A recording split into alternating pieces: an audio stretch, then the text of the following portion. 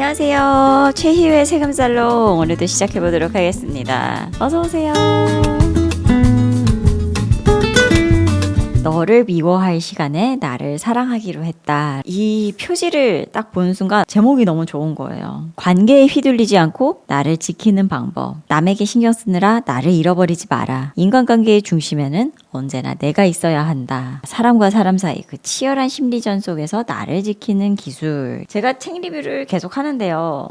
사장님들한테 도움이 될 만한 책을 제가 골라가지고 하거든요. 너무 실용서만 하다 보면 재미가 없어요. 트렌드 관련된 책이라든지 경제 관련된 책, 사업 관련된 책 이런 거를 위주로 합니다만 우리 모두가 하는 일이 다 결국 사람이 하는 일이잖아요. 이런 인간관계에 대한 책도 종종 하게 되는 것 같아요. 서점가에서도 이런 책이 더 잘 나가는 것 같아요. 제가 얼마 전에 레댐이라는 책 했었어요. 그 책은 외국 책입니다. 그 팟캐스트 이런 걸로 굉장히 유명한 그런 분이신데 그분이 쓴 책도 이 책이랑 주제가 비슷해요. 제목만 보더라도 너를 미워할 시간에 나를 사랑하기로 했다. 이게 레댐이랑 비슷한 내용입니다. 내가 답을 찾으려면 오히려 자기중심적으로 생각을 하고 힘을 빼야만 답을 찾을 수 있다. 요즘의 인간관계로는 좀 그런 식인 것 같아요. 의식 수준이 굉장히 선진화가 많이 됐다고 생각해요. 예의, 민폐 끼치지 않는 거, 같이 살아나가는 사회에 있어서 서로의 무건의 룰을 이런 건 지켜야 된다. 이런 것들 있잖아요. 그런 것들이 많이 가다듬어졌다고 저는 생각을 하는데 그런 거에 있어서 반대로 너무 민폐 끼치지 않으려고 하고 너무 상대방 위주로 생각을 하다 보니까 내가 상처를 받는 일이 많아지는 것 같은 그런 생각이 들더라고요. 이 책도 그런 책입니다. 오늘도 여러분들이랑 같이 나누고 싶은 부분을 이렇게 플래그를 붙여왔어요. 우리 계속 감정이 쌓이면 번아웃이 찾아오기 마련입니다.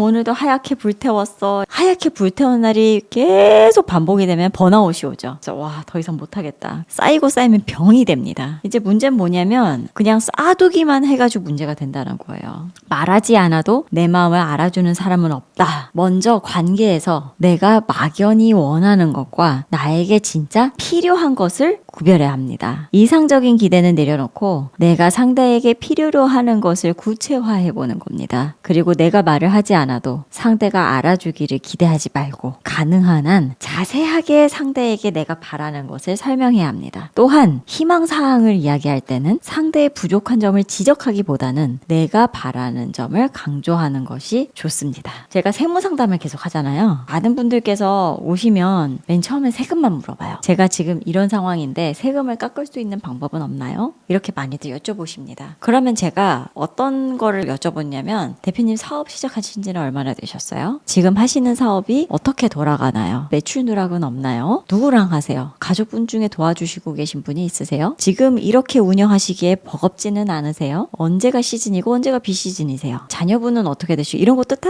얘기를 해요. 그걸 왜 제가 여쭤보느냐면 세금을 계산하기 위해선 그런 것들을 전반적으로 알아야 계산이 되는 것도 있지만 그럼 제가 대표님의 라이프 스타일이나 대표님이 앞으로 어떻게 하고 싶다 이런 꿈을 알아야 그거에 맞춰서 구조를 이렇게 가는 게 좋겠습니다라고 조언을 드려요. 그게 중요한 거거든요. 답이 딱 정해져 있는 게 아니에요. 나한테 맞는 거를 해야 되거든요. 당당하게 느끼고 단호하게 표현하라 라는 부분이에요. 지나친 사과를 멈춰라. 미국 조지타운 대학교 언어학 교수 데보라 테너는 그녀의 저서에서 지나친 사과는 상대가 나를 약한 사람으로 인지하게 할 수 있다고 경고했습니다. 지나친 사과란 사과가 필요 없는 상황에서도 미안해라고 말하는 걸 말합니다. 늦은 밤 친구의 부재중 연락에 미안 자느라 전화를 못 받았어 라고 말하거나 약속을 지키지 않은 동료에게 미안한데 지난번 빌린 돈을 이번 주까지 받을 수 있을까? 라며 사과부터 하는 것은 일상에서 우리가 아주 자주 하거나 듣는 말이죠. 의견을 강요하는 것처럼 보이지 않기 위해 미안함을 덧붙이는 경우도 많습니다. 상사가 부하에게 미안하지만 이것도 함께 수정을 해줘요 라고 말한다든가 회의 시간에 죄송해요 제가 한 가지 제안할게요 라고 말하는 것처럼요. 습관처럼 했던 무분별한 사과가 나의 가치를 떨어뜨리고 있던 것입니다. 만만한 인물로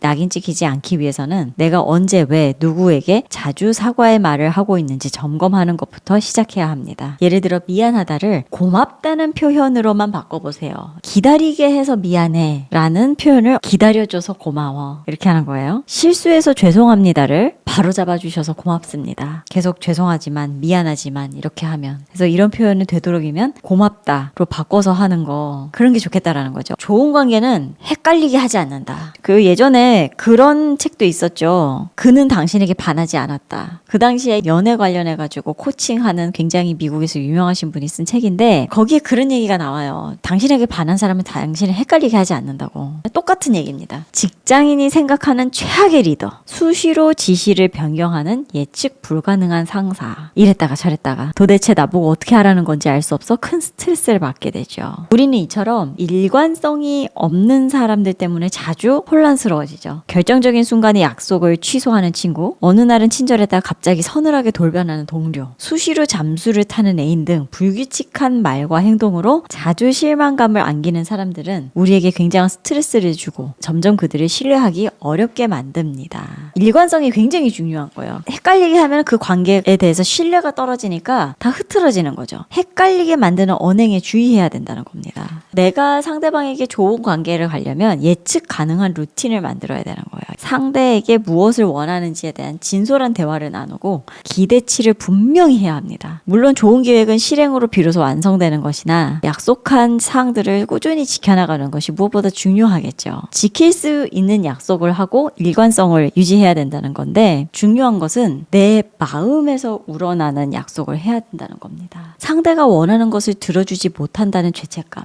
혹은 내 능력의 한계를 인정하는 것에 대한 두려움으로 인해 무모한 약속을 하게 된다면 거절보다 더 안 좋은 결과를 불러올 수 있습니다. 들어주기 어렵거나 곤란한 약속이라면 힘들어도 명확하고 정중하게 거절해서 상대가 막연한 기대나 희망을 갖지 않도록 하는 편이 현명합니다. 계속 읽어보면 어떤 이야기가 나오냐면, 문제를 타인에게서 찾지 말라라는 책이에요.